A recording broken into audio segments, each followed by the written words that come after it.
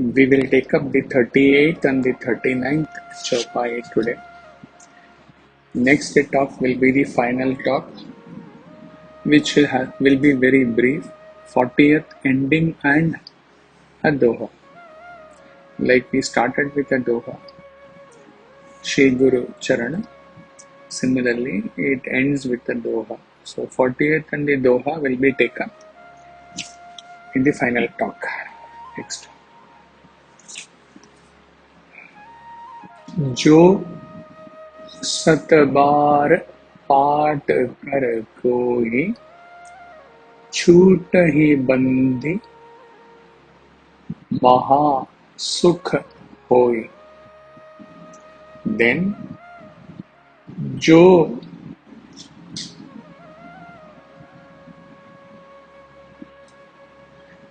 यह पढ़े हनुमान चालीसा होए सिद्धि साखी गौरीशा.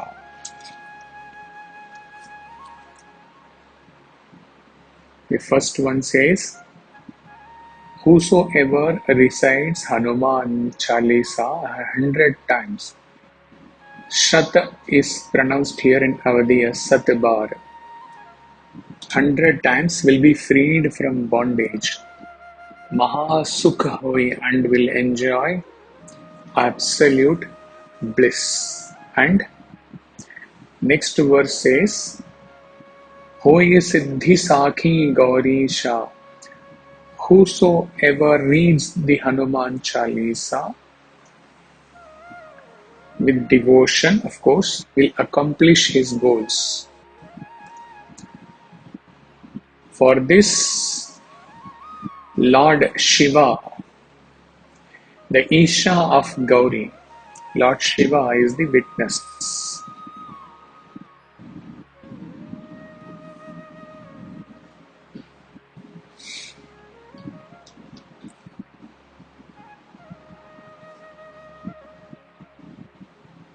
Jo koi, when it says Jo koi,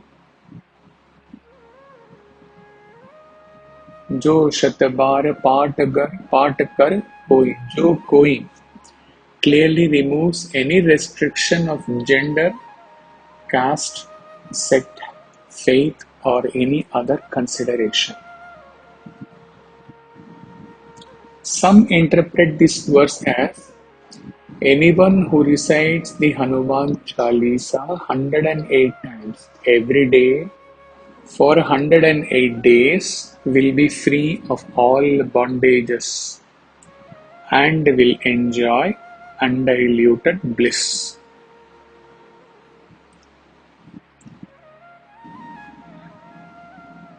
The Jiva is ever bound, and his goal should be total freedom. In this world, if it is observed, there is a little joy only, and that too mixed with sorrow. But Maha Sukha, as we dealt with Maha Maunam in Ribhugita, Maha Sukha is unending bliss, eternal joy.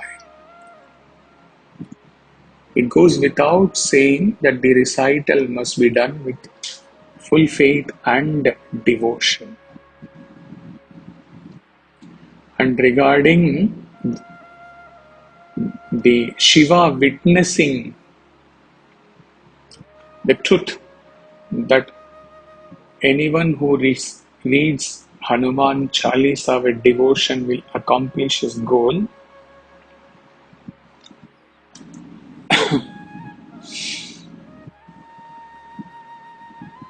it is said that Lord Shiva directed Goswami Tulasidas ji to compose Sri Hanuman Chalisa.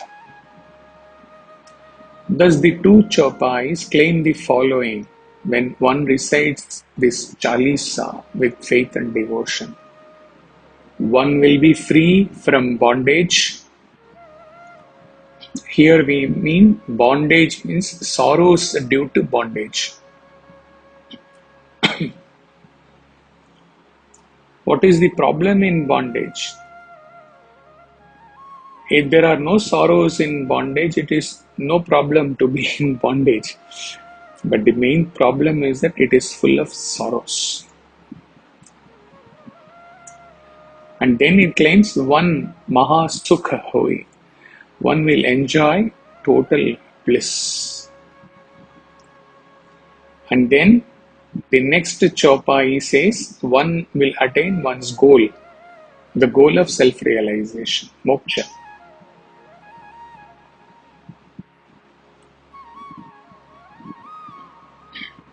The intention of Goswami Tulsidas ji is that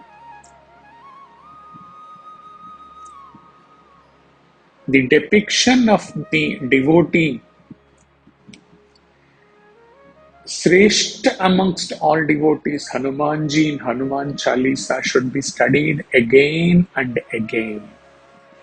By reciting, the speech will be pure, but by doing self-study, Swadhyaya, the outlook of life will change, and then one will get freedom from all bondage.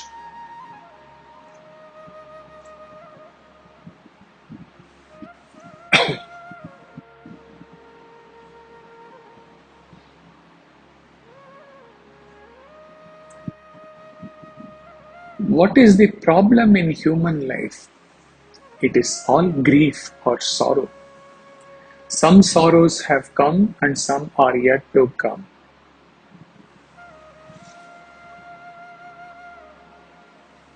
One needs to get rid of this sorrow. Therefore, devotion is absolutely necessary in any stage of human life. To understand what Bhagavad Gita, Ramayana, Hanuman Chalisa all stand for, one should read, listen and contemplate. Read, Shravana, listen, Manana, contemplate, Nididhyasana. These texts again and again and again. Every day, the intellect should be hit with a hammer, like self-study, hammer like swadhyaya.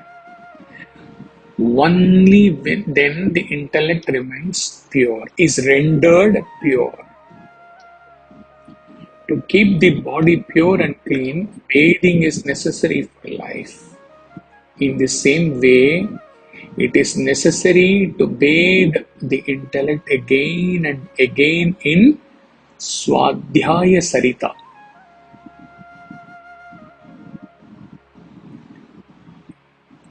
Even after understanding what these texts are giving, self-study should be done again and again. Otherwise, as the iron lying vacant gets rusted, and if the rust is to be removed, then it must be soaked in kerosene. Similarly, the intellect must be constantly soaked in the brilliant thoughts of Swadhyaya. In the Swadhyaya self-study, we have to learn to recognize our own mind and to transcend our mind.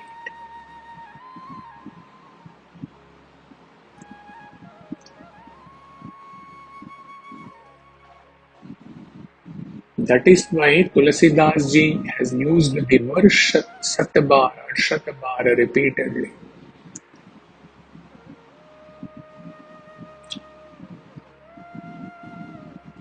The body is of God. We must decide what to sow in this bodily field. Man is clever. It is difficult to recognize him. He may bow his head in front of Gita, Ramayana, Hanuman Chalisa, etc., but he may not still behave according to what is given in these texts.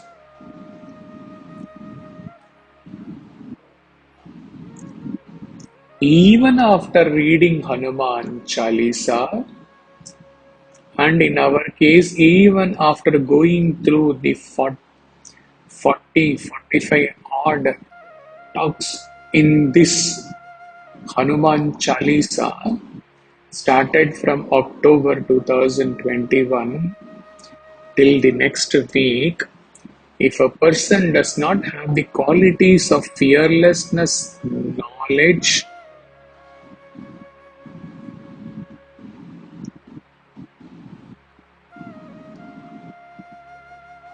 etc., then how can he be said to have read Hanuman Chalisa?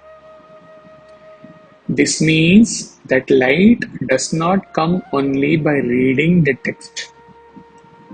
If the mind oblique intellect, we have dealt with this in Manas Buddhi Chitta Ahankara session, where the mind,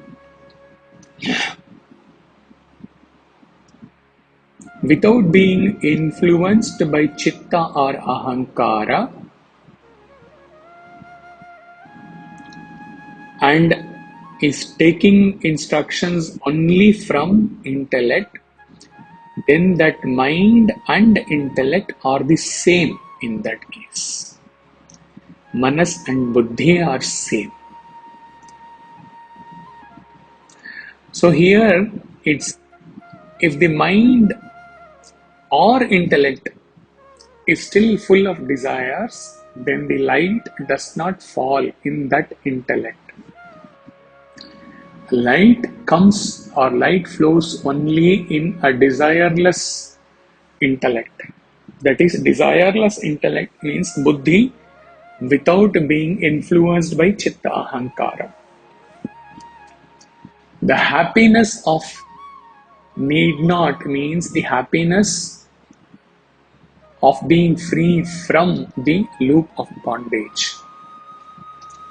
Now about the first two things, removal of bondage or removal of sorrows caused in bondage, and experiencing Maha Sukha, unending bliss. We will spend some time on these two aspects. In Vedanta Sara, there is, like Sadhana Chatushtaya, 4 qualifications of sadhaka. Here there is an Anubandha Chatushtaya, 4 connections with which all Shastras are begun with. The fourfold connection is like this. The fourfold, what are the fourfold? Adhikari, Vishaya, Sambandha, Prayojanam. Adhikari refers to Adhikari, a qualified student who has developed a single pointed mind, Ekagrata, Chitta Shuddhi, and Vikshepa, freedom from restlessness and impurity.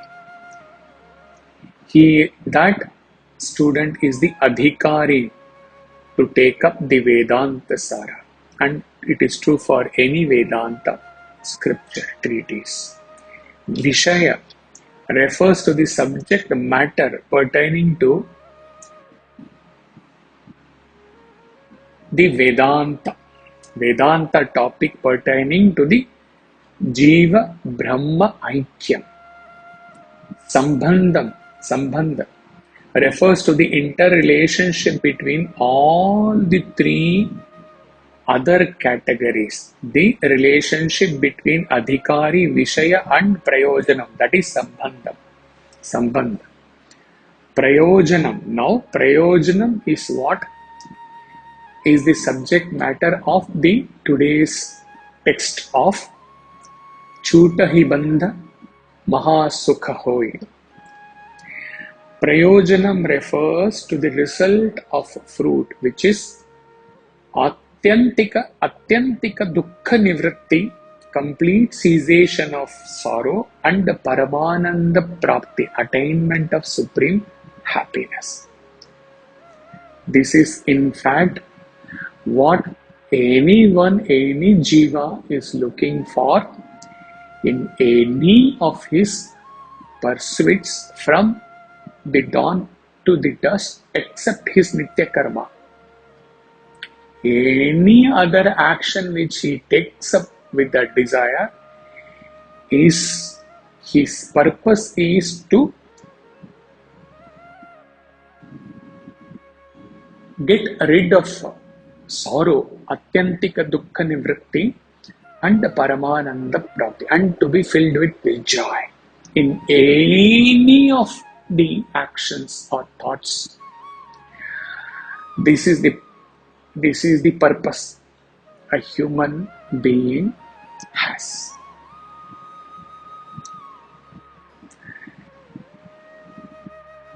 Shankara tells us that the Atman, is asharira, it doesn't have body. Its relationship sambandha with the body is asiddha because the self is not related to any activity of the body and it is unconnected with the merit and demerit arising from any bodily physical activity. Even though the jiva, birth after birth, year after years, may continue to misapprehend and identify himself with his body, but the self has no connection with the body.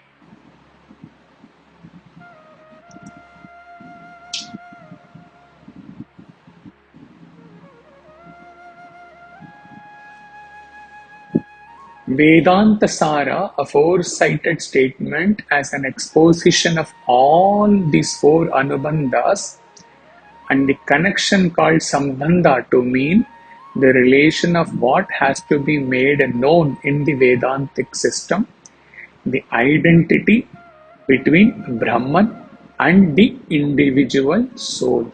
Jivo Brahmaivana Para. It is stated in Yoga Vasishta that when the mind is at peace and the heart leads to the supreme truth, when all the disturbing thoughts wave in the mind stuff have subsided and there is an unbroken flow of peace and the heart is filled with the bliss of the absolute Paramananda Prapti, when thus the truth has been seen in the heart, then this very world becomes an abode, prashanti, abode of bliss. The prayojanam given in the Vedanta Sara is the crux of today's chopai, end of bondage and experience of joy. As very senior monk, who is not alive now, a former president of Vedanta Society of Ramakrishna Mission, writes on joy and sorrows. It is possible to say that there are two types of joys and sorrows. One type is existential and the other type is temporal. Few of you who also attended yesterday's bhajan session at Sadan and carefully listened to Swami's talk at the end will know that this is exactly what Swami told yesterday. And it was not a coincidence. This was prepared a week before and Swami told on the eve of the day when this is being recorded today. Temporal joys and sorrows are parts of our everyday experience. Temporal sorrow can result from any of the factors such as lack of shelter, food or clothing, lack of education, loss of job, power or position, betrayal by a friend, bad health, and so on and so forth. Thus, The two main characteristics of temporal sorrow are: number one, it is not universal. Not everyone in the world suffers from every one of these temporal forms. And number second, temporal sorrow, no matter how intense, can be eliminated. It may take time and much effort, but still there are ways to overcome it. Now let us come to temporal joys. Temporal joys can result from any of the factors such as friendship, love, fulfillment of a desire, financial gain, acquisition of power, etc. etc. Like temporal sorrows had two characteristics, temporal joy also has two characteristics, the monk says. Number one, they are not universal. That is to say, not everyone in the world has every one of these joys. Number one is the same as we learnt about the first point in the sorrow. Number two, each of these temporal joys keeps fluctuating and it does end sooner or later. None of these are eternal. None of this is eternal. Our whole life can end up shuttling between the two experiences, temporal sorrow and temporal joy.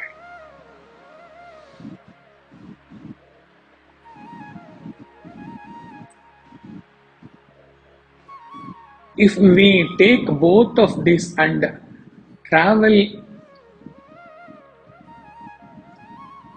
in our life sojourn carrying both these temporal joy and temporal sorrow, our life will go on pretty much the way it has been so far.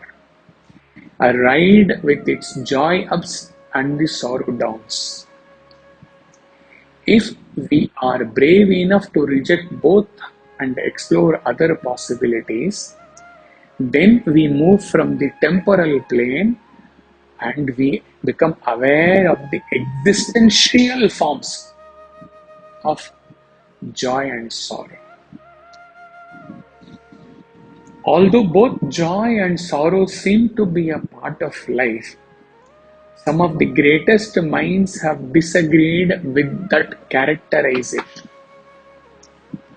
Buddha spoke of life as nothing but sorrow, dukkha, dukkha, dukkha. In the Bhagavad Gita, Krishna described this world as an abode of sorrow, dukkhalaya, and joyless, asukha. Clearly, both Buddha and Krishna saw temporal joy as merely another form of sorrow because the temporal joy by nature is temporal and it is going to end, and the jiva is again going to be filled with sorrow. Asukha.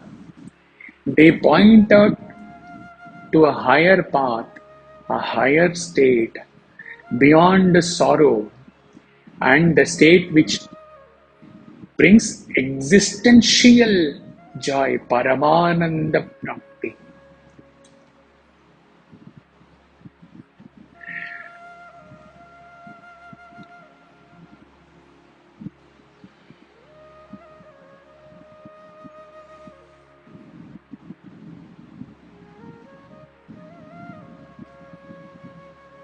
Bhagavad Gita says,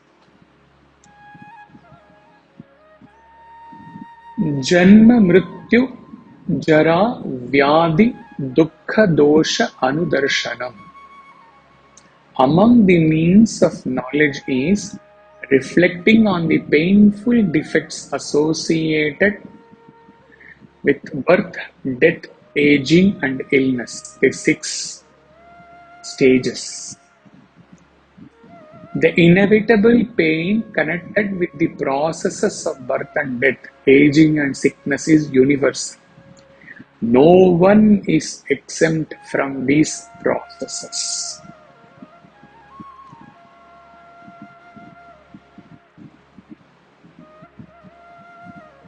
If there is a way to transcend our humanity, is there any way thus to transcend our humanity and touch the core of our divinity? Question mark. When we look deeply into the temporal nature of our joys and sorrows, we become aware of the intrinsic sorrow enveloping our human situation. Only with this awareness and the longing to overcome the sorrow can our spiritual quest begin in the real sense. What this involves is simple to describe but tough to practice.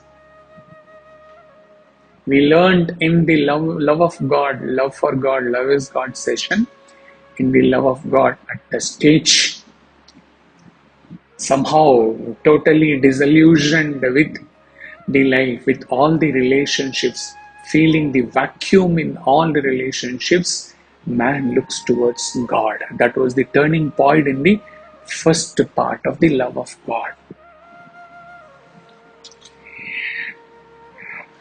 We have learned to look upon ourselves as human beings. It seemed most natural to do so. Now we not need to start seeing ourselves as divine beings. It won't feel natural in the beginning, but with continuous practice, with continuous meditation, single pointed devotion, we will begin to taste success. My intrinsic sorrow will then vanish and I will begin to experience intrinsic joy. Nothing and no one in the world can give me intrinsic joy. And also nothing and no one can take it away from me also once I discover that intrinsic joy within me. This intrinsic joy belongs to the Atman, that is me. And the intrinsic sorrow belongs to body and mind. So long as my I feels its identity with body and mind, the sorrows connected with the body and mind are my sorrows naturally and logically. When my I is identified with the Atman, the bliss connected with the Atman is my joy, and Atman doesn't have any sorrow at all.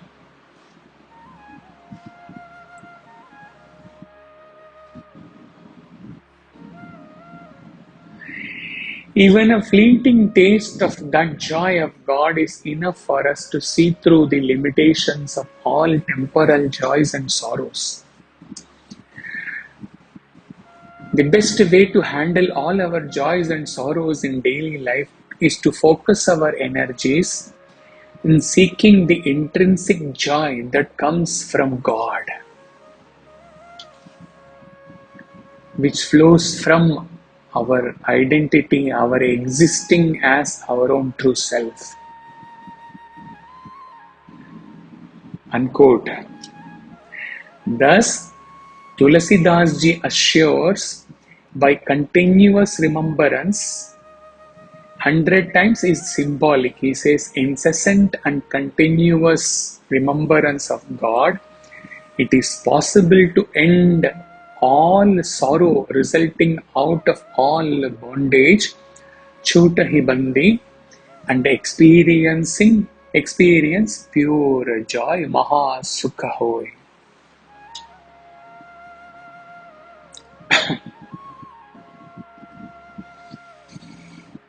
Freedom from sorrow does not mean that sorrow will never come.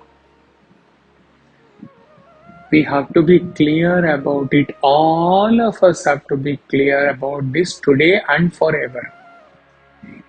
There will be no sorrow Such a day may never come. Being sad is a different thing. Feeling sorrow is a different thing. If the outlook of life changes, then sorrow will come, but it will not be there. So, Atyantika Dukkha Nivritti is not that our Dukkha sorrow will end, but we will end the sorrow. We will transcend the feeling of sadness. That is Dukkha Nivritti.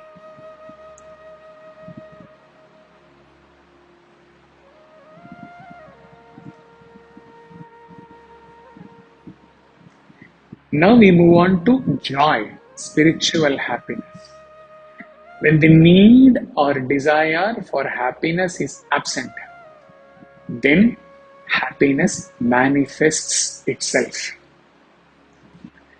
Like Amma said, as long as you are dying to get a good sleep, you may never get a sleep. But like a child, when you transcend the thought that I want to sleep, and like a child, you just lie down and then close your eyes happily without any thought, then sleep comes to you on its own. Only when you stop craving for happiness, happiness is discovered, Ananda is discovered as your own nature, very nature. When dependence on external happiness is absent, happiness becomes an integral part of your consciousness. This is the secret of happiness or bliss, Mahasukha. The yogis understand.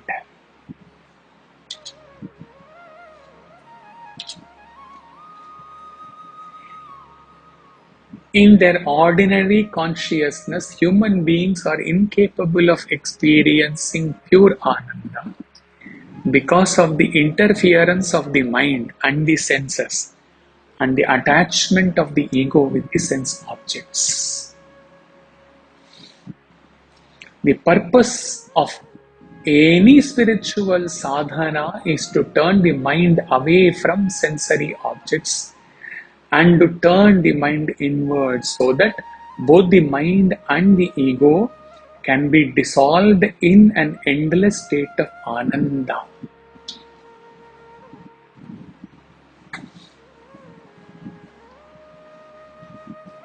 An ex-student recounts his experience. I quote, "It was the Indian summer of 1980 in Bangalore. T. Ravi Kumar, a student in the final year of his post-graduation MSc, this was not the Ravi Kumar singer, stood outside a bungalow in Brindavan, Whitefield. The vacation had just begun and he had done what he used to do during any holiday, rush to be with his divine mother, Guru and God, Bhagavan Baba. He was standing in front of the bungalow where his Swami was, and he was called inside.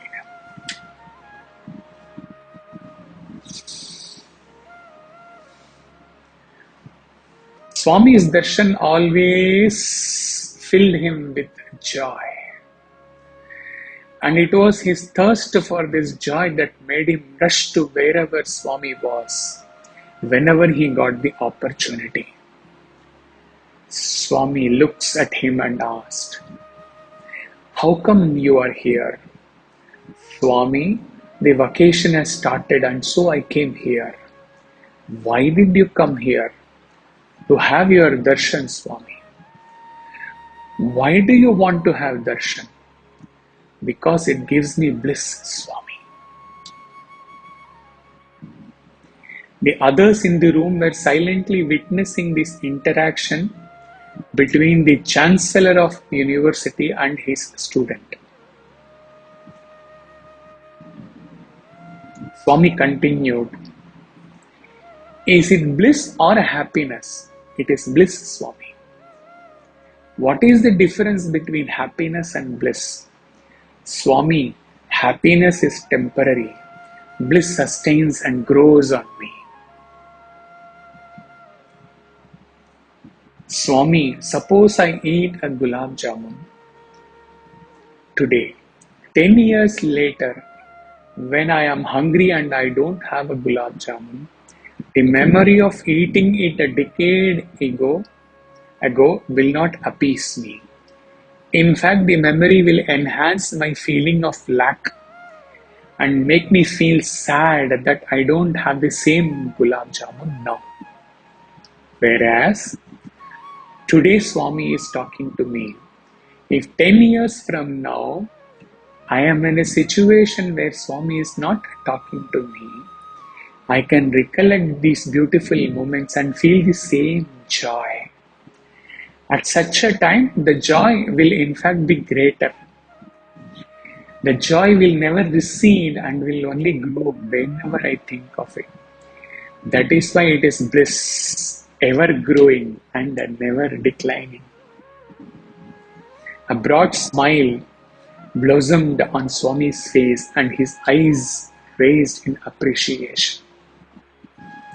When a student, Sanjay Mahalingam, would put that question to Swami about happiness and bliss, Swami simply said, causeless happiness is bliss. He combined happiness and bliss and played with the two words and gave a greatest secret to human race. He says, causeless happiness is bliss. Happiness without any reason, without any objects causing the happiness. Happiness which is just flowing from within unconditionally, with no connection, causeless, with no connection with any object, any being, any relation, any attainment, anything whatsoever in this creation. That causeless happiness is bliss.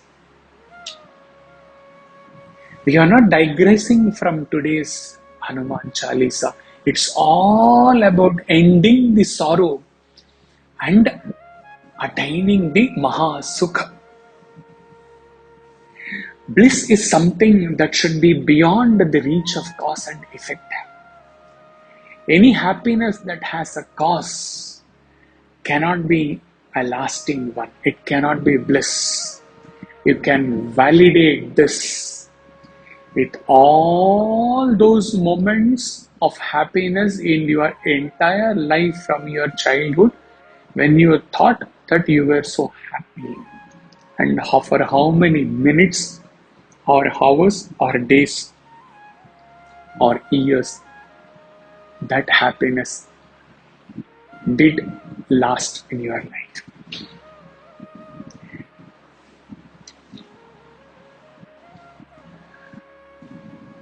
This further means to be that to be causelessly happy, one has to be just happy without any cause, without any object, without any possessions, without any reason for to be happy.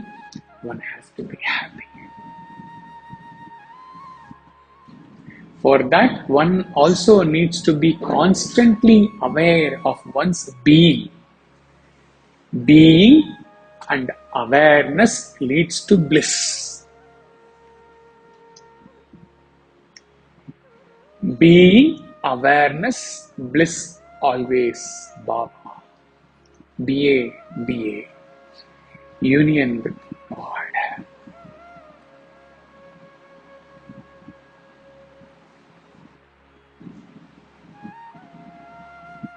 Now the question is, can we achieve bliss, this eternal happiness in this life itself? And how do we achieve this?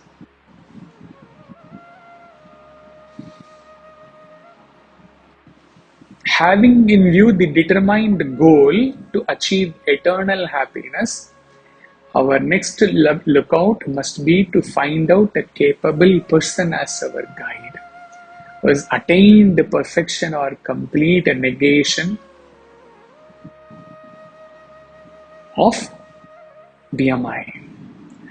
When we surrender to such a person as our master to reach our goal, the spiritual life is awakened and the higher powers of the soul are aroused to help our growth.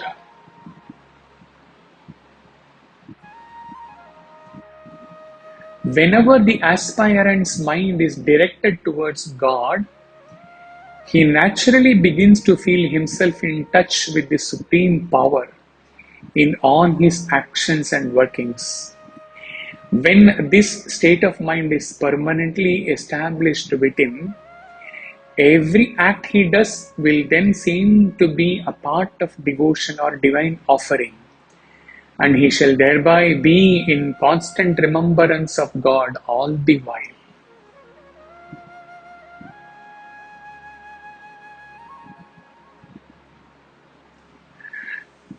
Coming to Vedanta, the Upanishads have left no stone unturned in attempting to give the best expression to this majestic absolute experience of Ananda.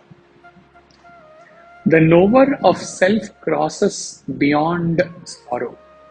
He who knows that Supreme Brahman becomes Brahman itself. The knower of Brahman attains the highest. One who is established in Brahman reaches immortality.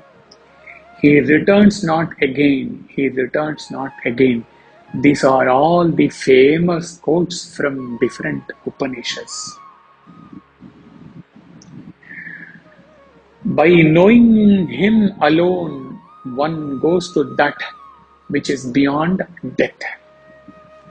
By knowing the Supreme Being, the wise one casts off both joy and sorrow. They who seem self-existent, they and no others have eternal peace. The liberated one becomes one-fold, threefold, fivefold, sevenfold, hundredfold, 11-fold, 20,000-fold. He goes to the other shore of darkness. He expands and expands and expands. That state is ever illumined. It is always there. Yesterday we heard the bhajan, Swarna Varna Tejo Maya, ever illumined. Time, age, death, sorrow, merit, demerit do not touch that light of consciousness. The manifestation of the light of consciousness being Paramananda, supreme joy, eternal, immortal joy.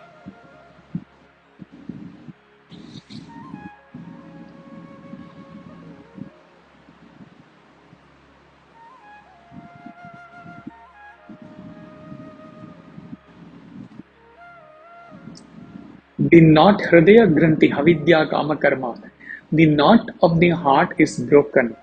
All doubts are rent asunder and all actions perish when that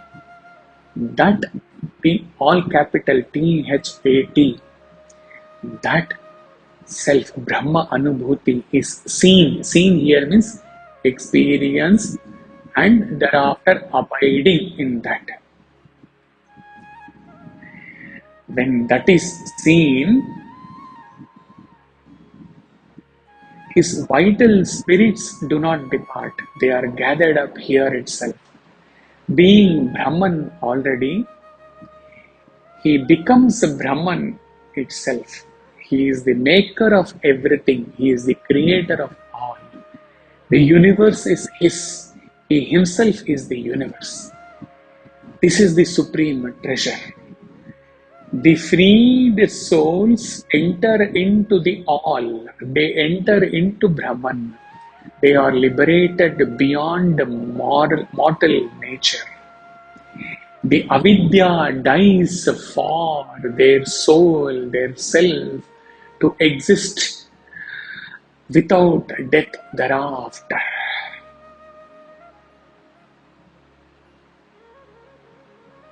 Mrityorma amritam gamaya.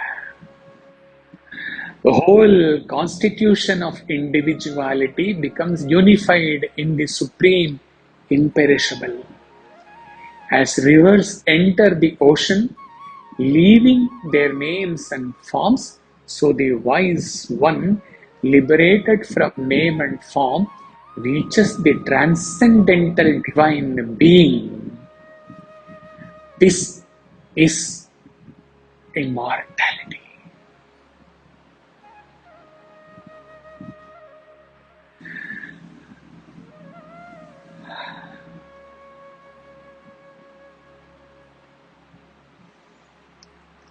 Pray the bliss he is in while giving you this thought. The same bliss catches all of you up when you listen and ruminate on this 38th and 39th Chopai related talk.